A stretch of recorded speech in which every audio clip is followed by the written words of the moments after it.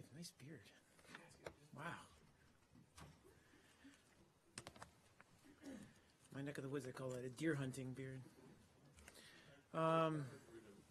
Anyway, welcome everyone to the State Department. Happy Friday. Just a couple of unfortunate events to note at the top of the briefing, and then I'll take your questions.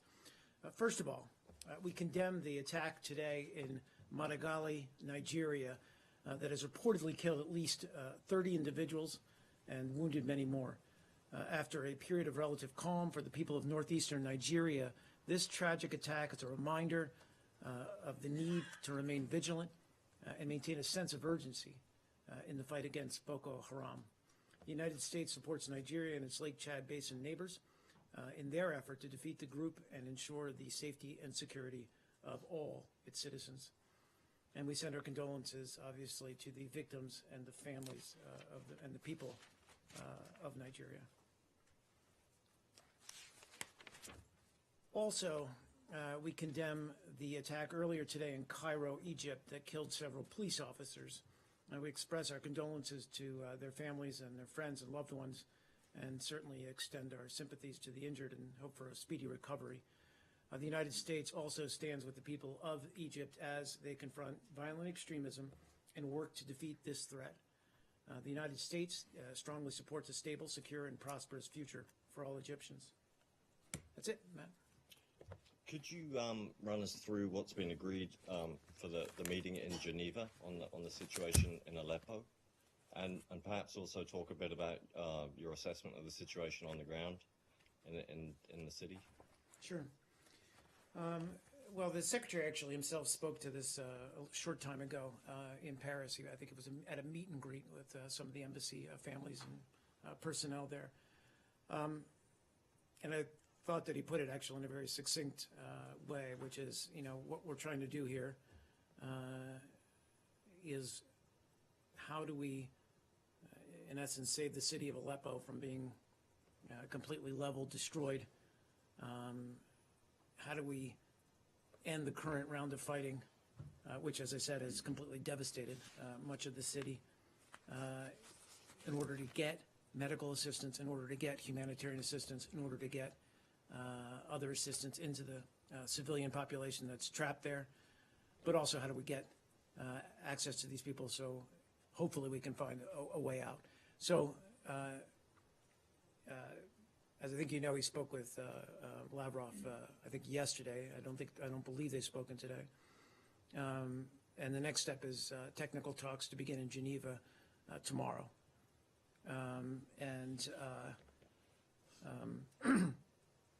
Again, these are going to be primarily focused on, one, a pause in the fighting, and two, how do we deliver into Aleppo to these entrapped civilians, humanitarian aid, and then thirdly, how do we get a safe departure for those who wish to leave the city? And of course, more broadly speaking, we want to see, obviously, political track and process back up and running in Geneva, but obviously there's also more urgent concerns at this point in time. Of course. Now, the technical talks tomorrow, the buzz around these meetings is that the expectation is that there's an imminent agreement for the departure of all militants from whatever remains of eastern Aleppo. Do you have any comment on that? Is that, can you confirm? And I'm deliberately not going to, and that's not to speculate in any way or lend credence to what you're saying. I'm simply not going to get in front of what those discussions are. All I will say, and we've said this throughout the week, is that there are issues that still need to be resolved, questions that still need to be answered, and that's the intent of the meetings tomorrow. I won't even say we're closer. We're continuing to work hard at this, and obviously we do so with the understanding that Aleppo is under, and I'm sorry I didn't get to this, Matt, your question, but is still under intense fighting. We saw, I think, a brief pause yesterday, but all too brief. There's been no consistent pause in the fighting that we've seen. Please, Carter. I'll take you to what Dave, what the Foreign Minister of Russia said. He said that, we have some something, some surprise. I mean, casting like a positive or encapsulating the word surprise in a positive context, that we might have a surprise tomorrow. So are you disputing that something positive may come out of these meetings tomorrow? Far from disputing it, we'd obviously welcome something positive coming out of these meetings. I mean, and I'm not trying to be glib or funny. I just don't want to get in front. I mean, everybody in this room knows what a difficult process this has been. And so I don't want to lean forward, Foreign Minister Lavrov comments notwithstanding, I don't want to lean forward in any way, shape, or form and try to convey that we think there's going to be some kind of breakthrough. As I said, our immediate goal is to stop the violence, get a sustainable pause in the fighting. That's obviously the most urgent need here. If we can get beyond that, where we can look at other aspects of putting in place a more credible ceasefire, of allowing safe passage for some of the moderate opposition, those are all things we can discuss, but the immediate urgent need is an end to the fighting. Why would you, or why wouldn't you go ahead and encourage such an outcome when most of the fighters have really left, and a lot of them even went to Western Aleppo and so on? You have the extremists from Zenki and other Nusra and others. Of course, they're diehard. They will continue to fight. But why wouldn't that be like something that you would announce, to the world and say, we want the fighters to leave, so in order to spare whatever violence that is taking place? Well, again, we're not speaking on behalf of the opposition. We're obviously in close contact with them. We've been so throughout. We're not going to speak on their behalf. I think, as I said, I'm not trying to discourage any kind of longer-term resolution to the fighting in and around Aleppo, and how that might be formalized, whether it means safe passage for the rebels or the opposition, rather, or whatever. All I'm saying is the immediate goal is cessation, so we can get humanitarian assistance in and we can get safe passage for civilians out. Yeah, go ahead, David. I'm sorry. The question was similar to that one, but I was going to phrase it slightly differently. Obviously, there are different ways to bring an end to the fighting, which is your primary goal. One of them would be for one side to win. Is it a U.S. policy or a U.S. objective going into these talks that part of Eastern Aleppo remain in moderate rebel hands? Or are you neutral on who controls the ground at the end, so long as you get humanitarian access? Again, I don't want to get into the substance or the preconditions of what maybe what we may have going into the talks tomorrow in Geneva. I think I'll just stay where I was, which is, our focus is on an end to the violence. We're still looking at ways that we can get that in place. Obviously, as I said, there's concern about the imminent fall of Aleppo. We don't know, frankly, when or even if that will take place. Certainly, you've seen the regime make gains over the past week or so, but there's been a tremendous cost to the civilian population. So again, our focus is on a pause in the fighting. I don't want to talk or get ahead of what we may also discuss in terms of longer-term goals. Are you mitigating a regime victory, its effect on civilians, or are you trying to avert a regime victory? Again, I think we're just, we've been very clear that even if the regime does retake Aleppo completely, we don't believe that ultimately it's going to secure a total victory in this conflict.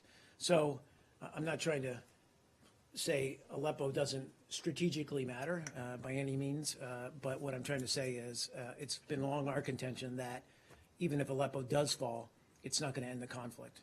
And so what we need is, whether it was yesterday, whether it's today, whether it's tomorrow, whether it's a week from now, we'd like it sooner, obviously, is an end to the fighting where it is taking place right now in Aleppo, where we can get access to these civilian populations. Question Please. on Yeah, go ahead. Saudi Arabia.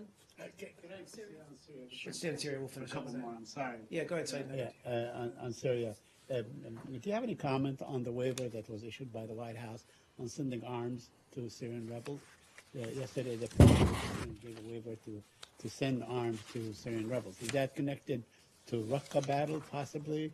Or is it being sent to any particular group, like the Kurdish units in the north and so on? Because apparently the U.S. is trying to work out all these groups together and mobilizing them for the liberation of Raqqa. Yeah, so I probably refer you to DOD about this waiver. You're talking about the waiver that was issued yesterday. To interrupt, but it was sent to the State Department and DOD because you guys have to approve it. Again, DOD's spoken, I think, frequently about their activities to build up local forces that can defeat ISIL. And since Syria is a state sponsor of terrorism, from time to time the president has to enact or waive, I guess, restrictions that would otherwise prohibit the U.S. military from providing assistance, lethal assistance to our partners who are carrying out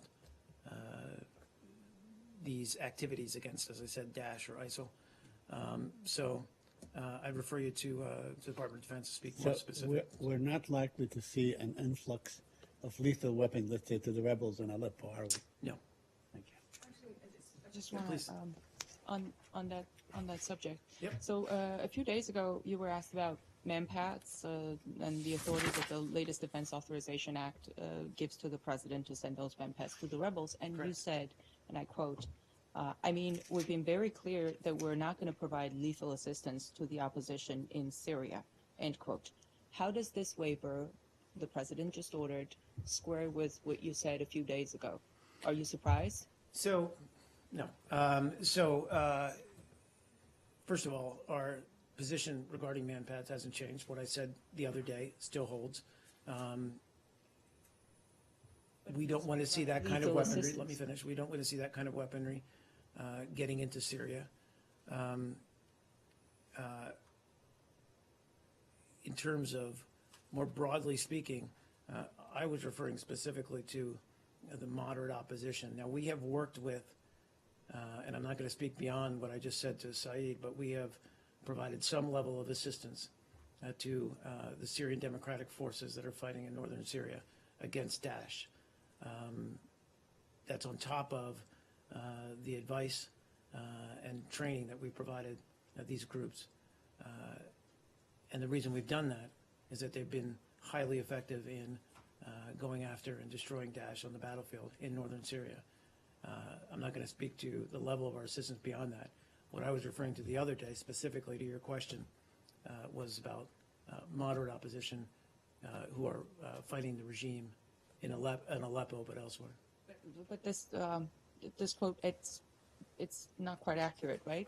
Then when you're saying think I just we've been very clarified. clear I that think I we're just not going to clarified. provide lethal I assistance. said I think I just clarified. Clarify. Okay. With this waiver, who is going to get those weapons? What groups? In what locations? I'm not going to speak to that. I said you can, either of you can go to DOD, ask them for more details.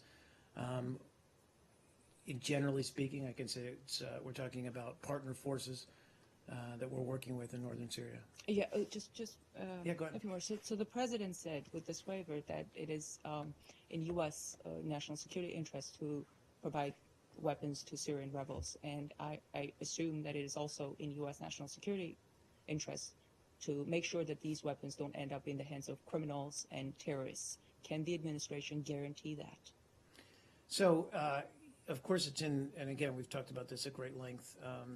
One of the reasons we are taking these actions against Daesh is because it's in our national security interest to do so. Look, the threat that Daesh poses for the region is very real and urgent. The coalition that this country led in forming has done more to turn the tide against Daesh than any effort that, by the way, Russia or any other effort by the regime in Syria has attempted or alleged to attempt in and around Aleppo and elsewhere when they said they've been going after ISIL. We stand by our record. We have put ISIL or Daesh under tremendous pressure wherever it holds territory. It's lost much of the territory, hasn't made any territorial gains in the past year and a half, and that pressure is going to continue. Now, how we've done this is by working with local groups on the ground, a variety of them in northern Syria, and they've been effective, as I said, at dislodging Daesh. Now, with respect to your question, the assistance that we provide to these groups is obviously done under careful monitoring. But of course, I'm never going to be able to say on any given battlefield, and we've talked about this before, that equipment, assistance can't change hands, but we haven't seen it recently. And in fact, to the contrary, as ISIL has lost territory, as it's been on the run, we've not seen any examples of that. But again, this is I guess, an area or territory where there's a variety of arms from a variety of different sources over many decades. So, for anyone to be able to say with complete confidence that any equipment or assistance isn't changing hands from the battlefield or wherever is difficult to do at best. What will happen to these weapons after the rebels fight ISIL? Who will they be turned against? Again, I mean, look, this is all, and this is something we've been working very hard on, and this is the last question on this, working as we liberate, or these groups, frankly, the Syrian Democratic Forces liberate territory in Syria. We work to bring and provide stability back into these cities, work with local governments, local councils to reestablish stability in these areas. We're also working with these groups, and this is something that our special envoy Brett McGurk is in constant contact with many of these groups, as well as with Turkish authorities and others in the region on what comes next, and that's something we're looking at down the road. But the immediate priority here is defeating Daesh, and like I said, we wish that other foreign actors in Syria had those same aims. What about, is it only against Daesh? I've answered your questions. Please, go ahead. As well. I've answered your questions. Saudi Arabia? Sure, go ahead. So the State Department told Congress yesterday that it had approved military sales to Saudi Arabia worth $3.5 billion, mostly for Chinook helicopters and other equipment. Human rights groups have obviously criticized the Saudi campaign in Yemen because of the number of civilians killed. And specifically, Human Rights Watch put out a statement yesterday saying, describing a number of airstrikes that had killed civilians and saying that U.S. military equipment had been used in those strikes, putting the U.S. at risk for being complicit in those civilian deaths. What would the State Department say to that? Sure. That's a complicated question, so I'll try to break it down. If I miss anything, please come back to me. So as you noted, on December 7th, the administration did formally notify Congress of its intent to offer Saudi Arabia the purchase of up to, 48 Chinook heavy lift cargo helicopters and associated equipment via our FMS, which is Foreign Military Sales. I think this proposed sale is valued at $3.5 billion. This obviously followed extensive informal consultations with Congress. Our overall review of assistance to the Saudi-led coalition is ongoing. We continue to have very serious concerns about some of these coalition strikes that have resulted in civilian casualties, and we've addressed these concerns to the Saudi government. We do assist Saudi Arabia with the defense of its territorial integrity, but that said, we're going to continue to press the coalition to remediate what we believe are flaws in its targeting cycle and to take other immediate steps to mitigate against any other future civilian casualties. And it goes without saying that, it's also important that we continue to work at the UN-led mediated peace process. I mean, that ultimately is the best way to end the fighting in Yemen that threatens Saudi Arabia. With respect to, and forgive me, but I'm trying to answer all the aspects of your question, but with respect to, how this particular sale might affect Saudi Arabia's military capabilities, these helicopters I don't think are anticipated to be delivered for some 2 to 3 years. And certainly their use or the potential use was evaluated as part of our review.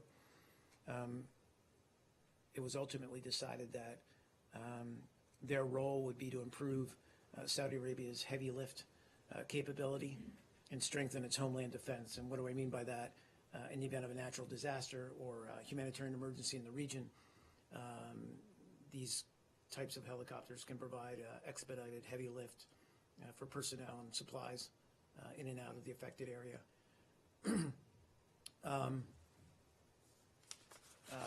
What else did I forget on here? Are you talking about the status of the review?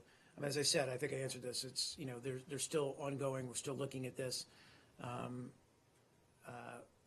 We do want to make sure that, and this goes with any foreign military sales, that they're always subject to end-use monitoring, and we'll continue to look at that even with existing sales with regard to Saudi Arabia. All of this stuff is under review, including, as I said, the overall review of defense sales to Saudi Arabia. Just to Well, follow, as you said, she looks at heavy lift helicopters, but you're also simultaneously selling about 30 Apaches to the United Arab Emirates. Those are attack helicopters, and the Emirates are part of the coalition. They have no use for humanitarian operations. Right. Again, I don't have the details of those helicopter sales. What I just say is what I just said, which is that any military sale is going to be subject to end-use monitoring. have you basically told, is one of the conditions of the sale that, the Chinook helicopters can't be used in the Yemen campaign? Well, I don't know that we've, again, I think that Saudis are well aware of our, because they've obviously been a purchaser or a buyer of U.S. military equipment. They're well aware of some of the restrictions and some of the end-use monitoring that we conduct as normal part of our sales. I don't know that there's been any precondition placed on this sales that they not be used. But again, what this particular type of helicopter is not, as Dave just said, not designed for combat role as an attack helicopter. What's that? It does for self-defense. Obviously, they do have, yes. That review, I think the NSC Yep. said in a statement back in October after the funeral procession or the gathering was Right. bombed, they said, quote, we're starting a quote immediate review of the assistance to the Saudi campaign. Now we're 2 months later. How is the review still ongoing? How have you not come to a conclusion about what Sure. kind of assistance? we're offering? I do believe that Department of Defense is leading that review, but I have to check on the status. I just don't have a status update in front of me. But I also want to be very clear in saying that, it doesn't, the fact that we're conducting this overall review doesn't prevent us or preclude the fact that we're assessing our current sales, looking at end-use monitoring, and being very clear in our cooperation with Saudi Arabia that they understand our concerns about some of the flaws in their targeting approach, and that led to, as you noted, the terrible attack on this funeral procession. And then just Yeah, please. sorry, I guess I just slipped out of my head. No worries. I'll come back to it. No worries. I'm here all day. On the same topic. Now, we understand it's some years before this particular deal, is delivered. But it is fair to say that Saudi Arabia is overwhelmingly using American weapons in its war in Yemen. Would you agree with that? Would you agree that it is using F-16s, Apache helicopters, whatever, I mean, which are I'm not, American supplied I'm not weapons? saying you're wrong, I just don't have the, to say that they're overwhelmingly using U.S. weaponry. I but mean, the United we have a States strong, robust, is the major supplier of arms to Saudi Arabia, correct? we have a strong military sales relationship with Saudi Arabia. I will not dispute that.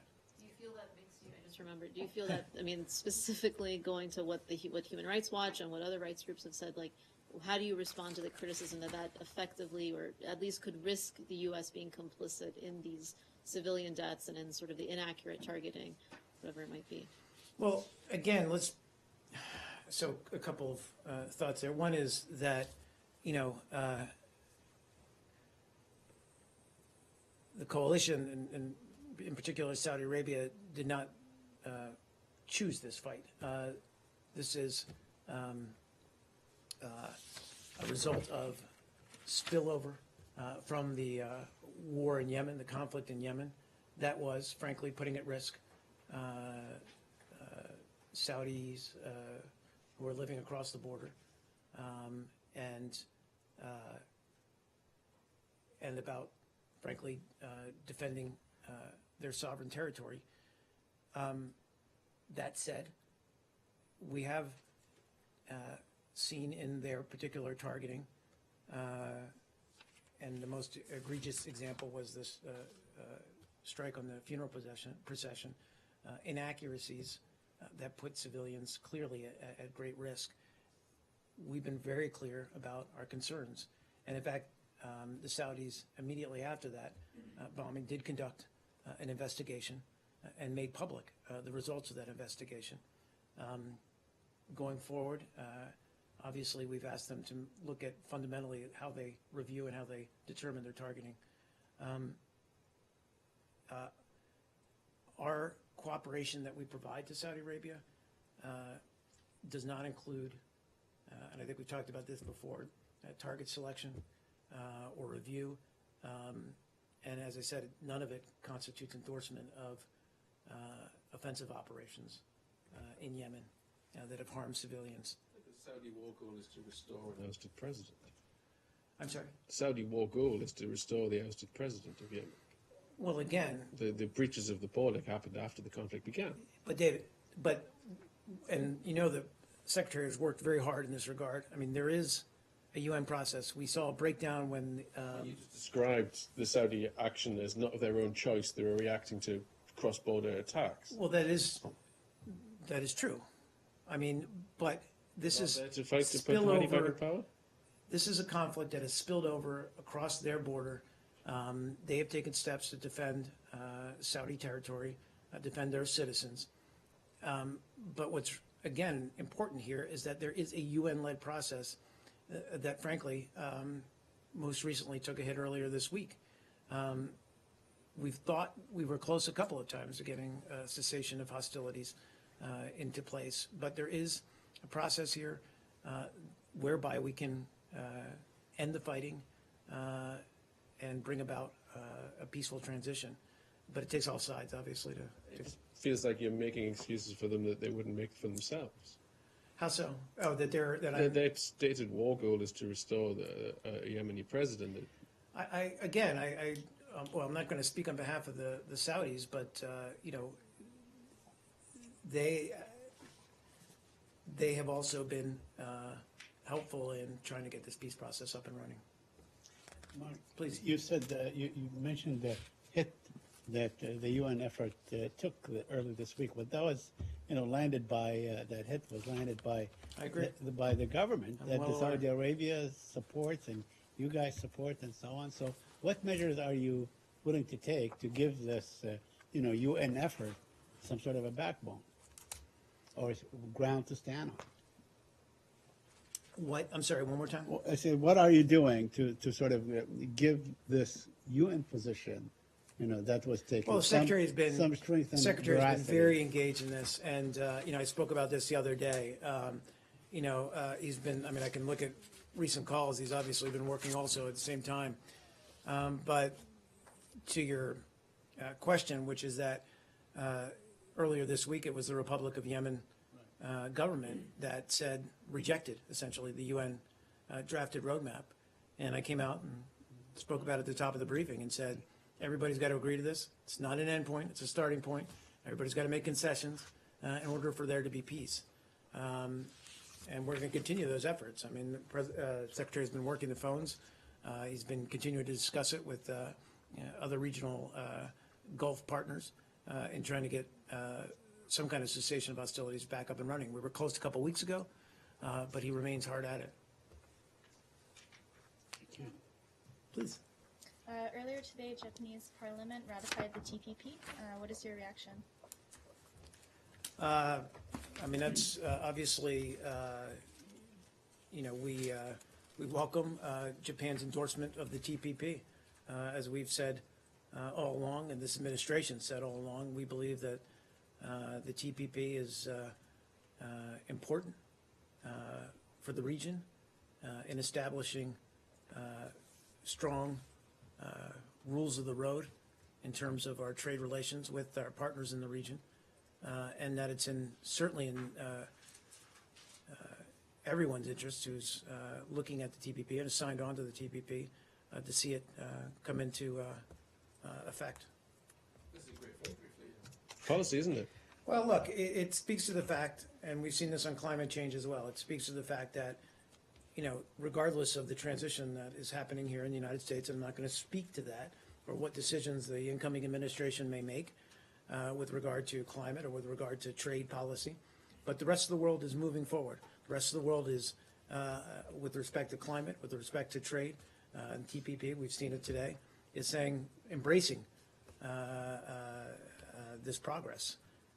So we can choose to engage or not to engage, but it's not. Put it at the top as an announcement of another breakthrough for U.S. trade policy.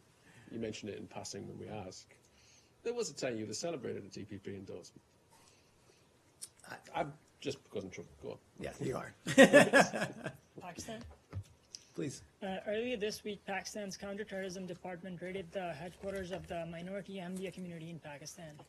And just this morning, the chairman of the U.S. Commission on International Religious Freedom strongly condemned this act.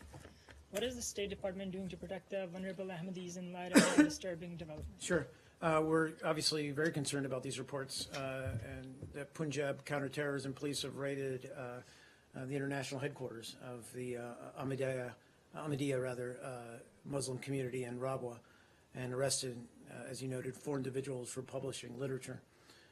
We have regularly noted our concerns about Pakistani laws that restrict peaceful religious expression, in particular by the Ahmadiyya community. In our International Religious Freedom Report, we believe such laws are inconsistent with Pakistan's international obligations, and we would urge the government of Pakistan to protect religious freedom and basic rights of all members of its population, including religious minorities. Thank you. On the increased attacks against Muslims in Myanmar, I mean, since you mentioned the Ahmadiyya and so on, because apparently tensions are rising, and major Muslim countries like Indonesia and Malaysia are beginning to look towards this issue with concern and hostility. Even. Well, I don't have much of an update. We obviously continue to call for a prompt resolution of full humanitarian and media access to that region, Rakhine State. I will say that earlier today, our ambassador to Burma and 13 of his counterparts in Rangoon issued a joint statement urging all authorities to overcome the obstacles that have prevented a full resumption of humanitarian assistance to this area. Is that it, guys? Can I ask one question? Of course on you can. Palestinian and Israeli issue? I'm sorry. Yesterday, Elizabeth is jumping up in her Congress, seat. yeah, But, no, I'm not going to let you go without asking one question. Yesterday, Congress overwhelmingly voted for a $600 million, in addition to the $38 billion to Israel, to develop rockets and so on, to develop missiles. And at the same time, the Israeli government is deciding to compensate the Amona settlement people with $500,000 Israeli shekels, which is like $150,000. So you think Israel needs the money when you give them $600 million on the one hand, and they turn around and they give the Amona residents $500,000 shekels? sure. And look, we've discussed your views on this before. these are new. Our security relationship with Israel is ironclad. Our security commitment with Israel is ironclad. That said, when we do have disagreements on other aspects of Israel's policy, we're not shy about making those concerns clear. With regard to settlements, that's one of those areas. But we believe that Israel is a strong partner and friend in the region, and that its security is critically important to the United States' own national security interests. That's it. Thanks, guys. Oh, I'm so sorry. Yeah, I didn't mean Did to. you want to comment on the impeachment vote in South Korea? I do. I mean, very briefly, I just wanted to, I can just say that obviously we've been following it closely. First and foremost, the United States continues to be a steadfast ally, friend, and partner to the Republic of Korea. We certainly look forward to working with Prime Minister Hwang in his new capacity as acting president. We expect and we believe that policy consistency and continuity across a range of fronts, including DPRK, is paramount, as well as international economics and trade. I can say that the U.S.-Korea relationship and alliance will continue to be a linchpin of regional stability and security. We're going to continue to meet all of our alliance commitments, especially with respect to defending against the threats we've seen emanating from North Korea. So I'll end there. Yeah, please go ahead, Matt. Can I just follow up on Yeah, that? sure. How important, given the threat that you say North Korea poses, how important is it that the transition in the political transition in the ROK is a smooth one? It's critically important, and it's again why the initial words out of my mouth were to certainly to convey that the United States stands by its steadfast ally and is there with Korea as it undergoes this political change and transition. I would note also that during this time of political change, that South Koreans have acted peacefully, they've acted calmly, and they've acted responsibly, and that certainly speaks to your question. Is that it's absolutely critical that we remain a steadfast ally and partner, and that this transition occurs as peacefully as possible. Thanks, guys.